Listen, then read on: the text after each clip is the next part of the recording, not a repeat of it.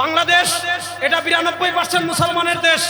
এখানে পশ্চিমা বিকৃত সংস্কৃতি ট্রান্সজেন্ডারকে জেন্ডার শব্দ দিয়ে আমদানি করার চেষ্টা আমরা দেখতে পাচ্ছি। বিএনপি সরকারকে স্পষ্ট ভাষায় বলি, আপনারা নির্বাচনের আগে মদিনা ইসলামের কথা বলেছেন। আমরা জানতে চাই, বাংলাদেশের শেখ হাসিনার আমলেও যে দুঃসাহস করা হয় নাই, দুই ট্রান্সজেন্ডার নারী যারা আগে পুরুষ ছিল, নারী পরিচয়, বাংলাদেশে তাদের বিবাহ হয়। এই ধরনের ট্রান্সজেন্ডারের বিবাহ বাংলাদেশে আমরা দেখতে চাই না। আমাদের মুরব্বীরা আছেন, আমরা স্পষ্ট ভাষায় বলছি, যদি ট্রান্সজেন্ডার ফিতনাকে, সমকামিতাকে বাংলাদেশে প্রমোট করার চেষ্টা করা হয়, আমরা আমাদের সর্বোচ্চ দিয়ে এই বিকৃত ট্রান্সজেন্ডারকে প্রতিরোধ করবই করব ইনশাআল্লাহ। নারায়ে তাকবীর, নারায়ে তাকবীর। মুতাকাল্লিমে ইসলাম মৌলানা ইলিয়াস গুম্মান, মুতাকাল্লিমে ইসলাম মৌলানা ইলিয়াস গুম্মান, জিন্দাবাদ জিন্দাবাদ, উলামায়ে দেওবন্দ জিন্দাবাদ জিন্দাবাদ, আহলে সুন্নাত ওয়াল জামাআহ জিন্দাবাদ জিন্দাবাদ, নারায়ে তাকবীর। আল্লাহু আকবার। আলহামদুলিল্লাহ, মুতাকাল্লিমে ইসলাম মৌলানা ইলিয়াস গুম্মান হাফিজাহুল্লাহ উপস্থিত হয়েছেন, আমাদের শাইখে চরমনাই উপস্থিত হয়েছেন, আরো নেতৃবৃন্দ উপস্থিত হয়েছেন, ওনারা বক্তৃতা করবেন।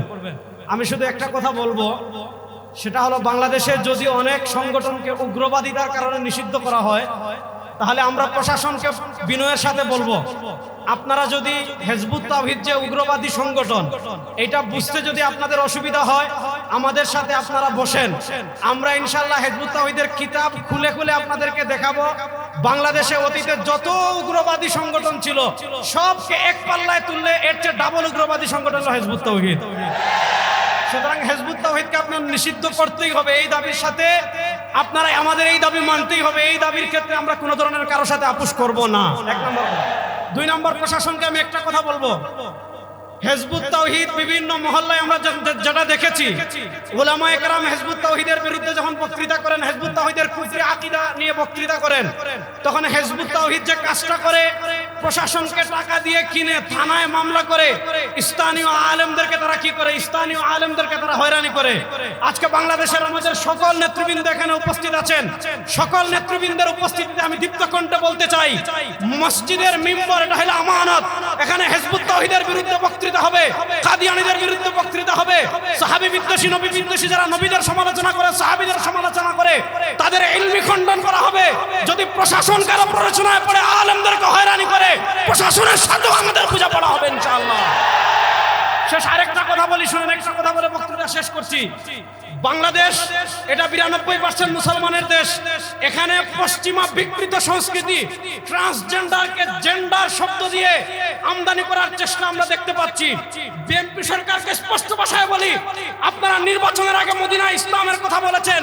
আমরা জানতে চাই, বাংলাদেশের শেখ হাসিনার আমলেও যে দুঃসাহস করা হয় নাই, দুই ট্রান্সজেন্ডার নারী যারা আগে পুরুষ ছিল, নারী পরিচয়, বাংলাদেশে তাদের বিবাহ হয়। এই ধরনের ট্রান্সজেন্ডারের বিবাহ বাংলাদেশে আমরা দেখতে চাই না। আমাদের মুরব্বীরা আছেন, আমরা স্পষ্ট ভাষায় বলছি, যদি ট্রান্সজেন্ডার ফিতনাকে, সমকামিতাকে বাংলাদেশে প্রমোট করার চেষ্টা করা হয়, আমরা আমাদের সর্বোচ্চ দিয়ে এই বিকৃত ট্রান্সজেন্ডারকে প্রতিরোধ করবই করব ইনশাআল্লাহ। আসসালামু আলাইকুম ওয়া রাহমাতুল্লাহ। সংগ্রামী উপস্থিতি, এ পর্যায়ে আলোচনা রাখবেন বিশিষ্ট আলোচক মৌলানা মুফতি শামসুদ্দোহা আশরাফি।